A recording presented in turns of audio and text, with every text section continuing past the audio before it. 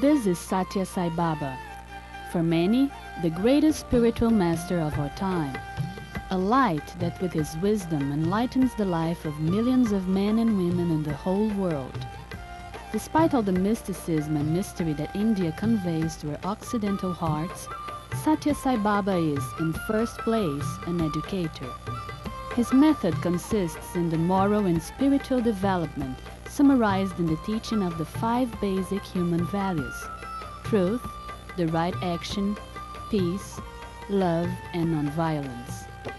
The method of teaching education and human values was first applied in India itself, where it became known as the Sathya Sai Program of Education in Human Values.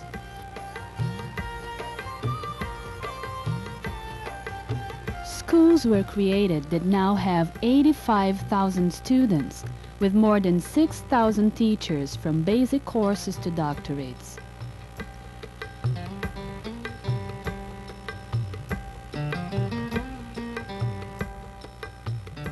Since 1985, the educators of the Sathya Sai Baba schools, invited by the Human Resources Development Ministry, collaborate with the Indian government in the establishment of the official curricula. Starting from India, the Sathya Sai Program of Education in Human Values is being disseminated over more than 100 countries, including Brazil, Argentina, El Salvador, Mexico, United States, Malaysia, Sweden, Canada, and Thailand. In this last country, more than 13,000 teachers were trained to apply this program in their respective schools. What we shall now see is the first school outside of India where the education in human values is fully integrated in all its activities.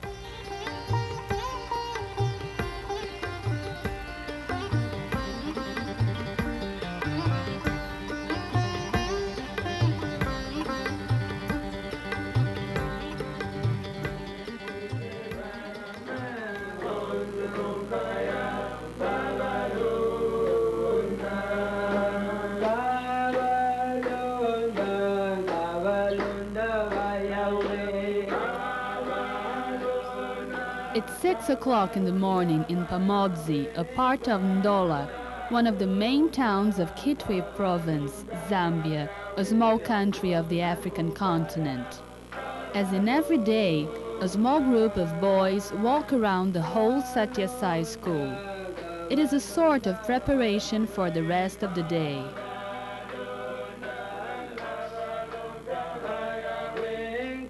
At the front of the group, the founder of the school, Mr. Victor Kanu, sings songs and chants of several religions. This is the first school of Africa devoted to the integrated teaching of the human values.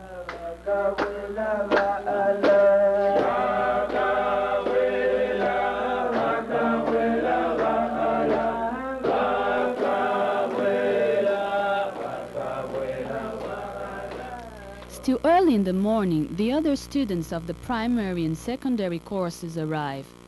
They are youngsters and children that live in the neighborhood of Ndola and some of very distant regions. They come of rich and poor families. Those that cannot pay are given scholarships whose continuity depends on the development of the student's character.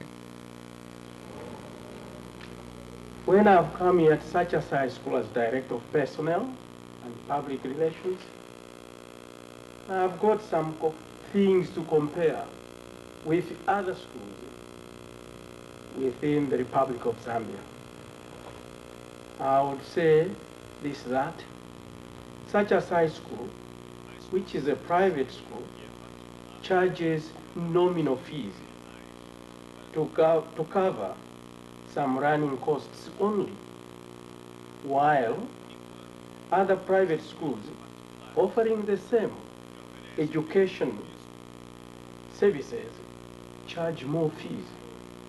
Therefore, this institution, to my understanding, is a non-profit making institution. It's there to cater for the people and assist the nation.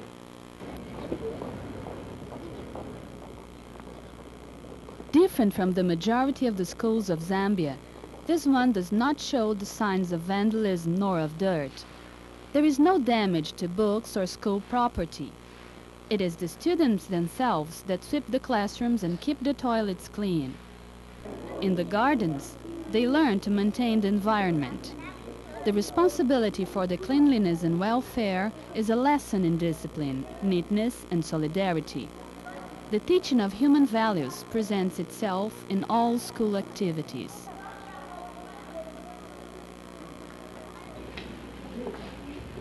As part of the preparation for the classes of the day, all the students and professors go to the main quarters of the school. It's the daily assembly. Even the youngest participate in the chorus that slowly convenes. Again, prayers and chants of several religions shall be sung. Tolerance and respect for the several religions and cultures is the second lesson for the day.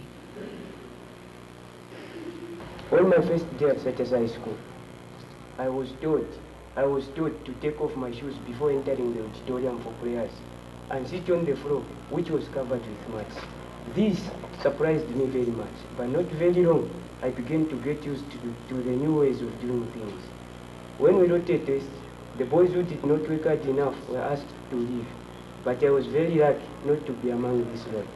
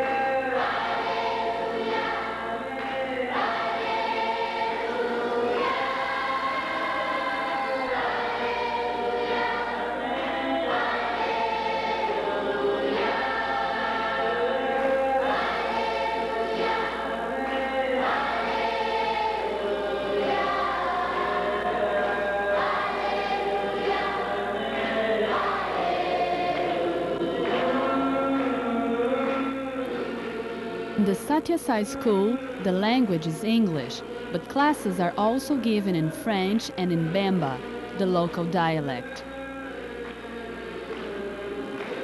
Co-founder of the school, the professor Genoveva Canu, stresses the importance of opening up to all the religions.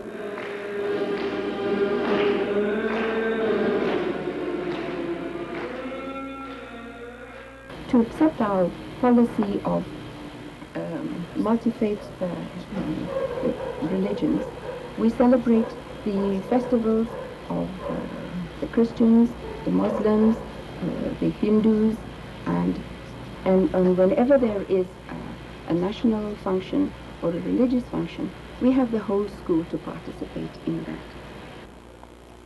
The professor Genoveva Canu, together with her husband Victor Canu, is responsible for the creation and direction of the school. They are responsible for the curriculum that must satisfy the necessary official subjects and the teaching of human values. Relationship between myself as a member of staff, also the relationship between myself and my pupils and the school authority is really harmonious indeed. To me, I look at my employers as just father, mother. You see, the relationship between me and them is not necessarily that of master and servant. No, it's that of mother, father, and son, which is indeed very, very encouraging. And then the relationship between between me and my pupils is not necessarily that of teacher and the pupil. I should say it's that of brotherhood. Then the relationship between the society is actually that of